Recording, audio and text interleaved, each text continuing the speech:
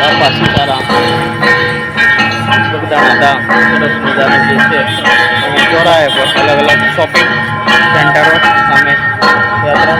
તો આપણે જોઈએ આજે બગદાણા ધામ ભાવનગર ડિસ્ટ્રિક્ટમાં ગુજરાતમાં બાપા બગદાણા ગામ સીતારામ સરસ મજાનું બગદાણા ધામ બાપા સીતારામ ની આરતી લાઈવ આરતી અત્યારે થઈ રહી છે.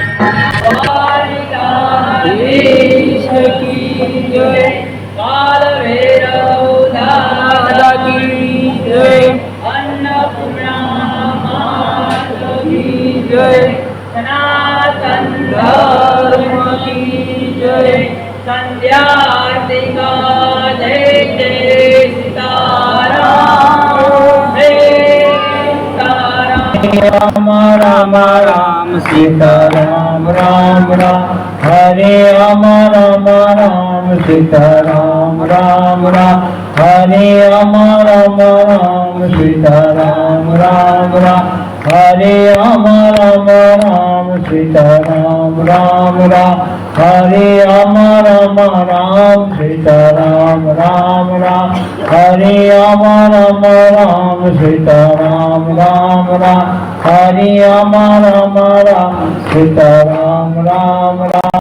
મંદિરમાં જેવા પ્રવેશ કરીએ છીએ તો આપ જોઈ શકો છો મારી પાછળ કાર્યાલય છે અને કાર્યાલયની સ્ટાર્ટિંગમાં અહીંયા ગ્રાઉન્ડમાં જે છે બાપા સીતારામની ધજા ફરકે છે અને સ્ટાર્ટિંગ એન્ટ્રન્સ દરવાજાથી આપણે જોઈ શકીએ તો સરસ મજાનું જે છે બાપા સીતારામના ઓરિજિનલ સ્થાન અને અહીંયા નવું મંદિર બનાવેલું છે, બંને સ્થાન આપ જોઈ શકો છો. સરસ મજાનું ગ્રાઉન્ડ. આરતી સંધ્યા આરતી બાદ પાછળની સાઈડ જે છે ભોજન વ્યવસ્થા છે, ભોજનશાળા અહીંયાથી મેં જેમ બતાવી તેમ ભક્તો અહીંથી ભોજન વ્યવસ્થા લેવા માટે જાય છે. તો બાપા સીતારામમાં આરતી કરી આપણે દર્શન કર્યા અને ભોજન લેવા માટે જઈશું અને સરસ મજાના દિવ્ય વાતાવરણ સાથે અહીંયા બાપા બજરંગદાસ બાપા બિરાજમાન છે બગદાણા ભાવનગર ગુજરાત. તો ચોક્કસથી વિઝિટ કરજો, બાપાના દર્શન કરજો. બાપા સુખ શાંતિ અને સમૃદ્ધિ આપણને આપે, નિરોગી રાખે એવી પ્રાર્થના સાથે બ્લોગમાં બસ આટલું જ. તો આવો અને ચોક્કસથી બાપાના દર્શન કરો. જય બજરંગદાસ બાપા સીતારામ.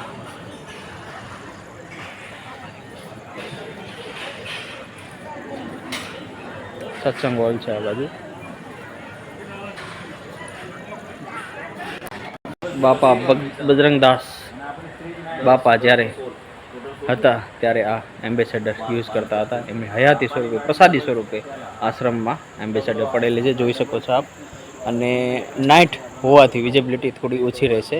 આપણે પૂરો આશ્રમ બતાવવાનો પ્રયાસ કરીશું, જોઈએ આગળ વિડીયોમાં. સરસ મજાનું મોટું ગ્રાઉન્ડ છે અહીંયા. ગ્રાઉન્ડની અંદર એક નવું મંદિર અને એક જૂનું જે સ્થાનક છે એ બંને મંદિર અહીંયા આપણને જોવા મળી શકે છે. તો જોઈએ આગળ. ભોજન માટેનું કરિયાણું અહીંયા સ્ટોરેજ કરવામાં આવે છે. 365 દિવસ બાપા સીતારામ બગદાણામાં અન્ન ક્ષેત્ર ચાલુ હોય છે, ભાવિક ભક્તો એનો લાભ લેતા હોય છે. તો સરસ મજાની અહીંયા જે છે વ્યવસ્થા બાપા બજરંગદાસ બાપાના બગદાણામાં છે, જોઈ શકો છો આપ. બેસવાની વ્યવસ્થા, ઘોડિયાની વ્યવસ્થા, રહેવાની વ્યવસ્થા અહીંયા હોય છે. તો યાત્રાળુઓ એનો લાભ લેતા હોય છે.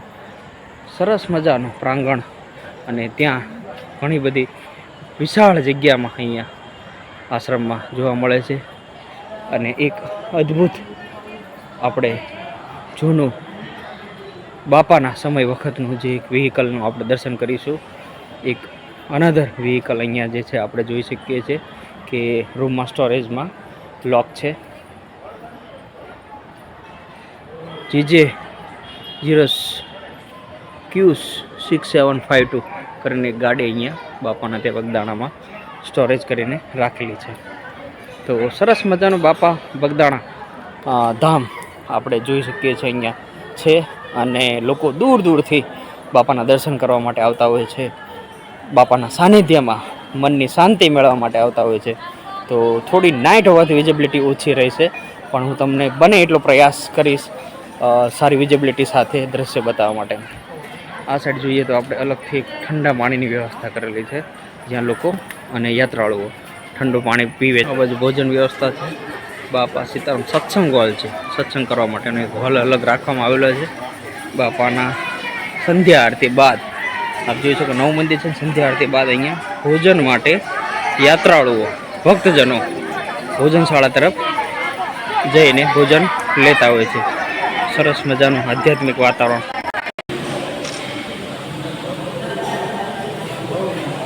સરસ મજાનું નવું મંદિર જે આપ જોઈ શકો છો. વિશાળ મંદિર બાપા ઉપસ્થિત છે. તો નવા મંદિરના આપણે દર્શન કર્યા. પાછળ બિરાજમાન છે બાપા સીતારામ.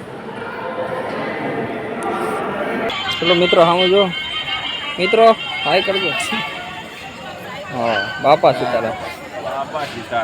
બાપા સીતારામના સાનિધ્યમાં ભાઈ ધજા ફરક જેવો સરસ મજાના બંને જૂના સ્થાનકો સાથે આ નવા મંદિરના સ્થાનક પણ આપણે અહીંયા બાપા સીતારામના જોઈ શકીએ છીએ. સરસ મજાનું સાનિધ્ય અહીંયા બાપાનું જોવા મળી શકે છે. આપ જોઈ શકો છો મારી પાછળ જે છે સરસ મજાનું જે છે નવું મંદિર બાપાના દિવ્ય સ્વરૂપના દર્શન આપ સૌને કરાવી. પાણીની પરબ જોડે શ્રીફળ વળધેરવા માટેનું અલગ જગ્યા અને અહીંયા બાપા સીતારામ જે છે હાજર બેઠેલા છે. એમની જે છે જૂની જગ્યામાં જે છે અહીંયા દરરોજ પૂજાપાઠ અને આરતી થતી હોય છે. પાછળની સાઈડ જોઈએ તો ત્યાં જે છે બાપા જ્યાં સાધના તપ અને ભજન કરતા હતા એ જગ્યા એ વડની આપણે જે છે થોડી ઝાંખી કરાવીશું. તો જોઈએ બાપાનો વડ અને બાપાનું ત્યાં સ્થાનક. બાપા આ વડ પાસે બેસીને સાધના તપ અને ધ્યાન કરતા હતા. બાપા સીતારામ કહેવાય છે કે હાજર છે સ્થાનક પર. આ જગ્યાનું બળ અને પ્રતાપ એકદમ જે છે દિવ્ય સ્વરૂપે અહીંયા જોવા મળે છે. બાપા સીતારામ.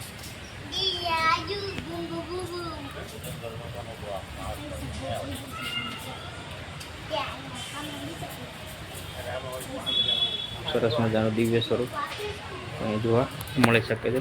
મારી પાછળ તમે જોઈ શકો છો સરસ બાપા ભજનદાસ બેઠેલા છે અને વડની જે જગ્યા છે એ પણ તમે જોઈ શકો. અહીંયા જ્યારે બાપા જે છે બેસીને ધ્યાન તપ યોગ સાધના અને જે છે ભક્તોને જે છે સત્સંગ સ્વરૂપી જ્ઞાન પીરસતા હતા એ જગ્યા આપ જોઈ શકો છો આશ્રમની અંદર.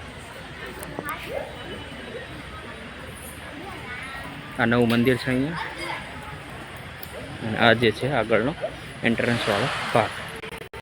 ભાઈ આ જુઓ બાપા સીતારામના ભોજનશાળાની વ્યવસ્થા અદ્ભુત સ્વરૂપે આપણને જોવા મળે છે. આ જેટલી પણ જગ્યા તમે જોઈ શકો છો, જગ્યા જ્યાં નજર પડે ત્યાં સુધીની જગ્યામાં ભોજનશાળાની વ્યવસ્થા છે નિઃશુલ્ક. 365 દિવસ બાપાના સાનિધ્યમાં ભોજનશાળામાં પ્રસાદનું વિતરણ ચાલુ હોય છે. મારી પાછળ આપ જોઈ શકો છો ભોજન પીરસનારના સ્વયંસેવકો તેમજ બધા સભ્યો સ્વયંભૂ સેવા આપે છે અને 365 દિવસ જે છે બાપાના સાનિધ્યમાં ભોજન પ્રસાદ અહીંયા મળે છે. યાત્રાળુઓ ભક્તો દૂરથી આવીને એનો લાભ લે છે. તો આપણે પ્રસાદ લઈશું અને ત્યારબાદ બ્લોગને એન્ડ કરીશું. જોઈ શકો છો કેટલી ભીડમાં બાપાનો પ્રસાદ બેસીને લોકો લે છે.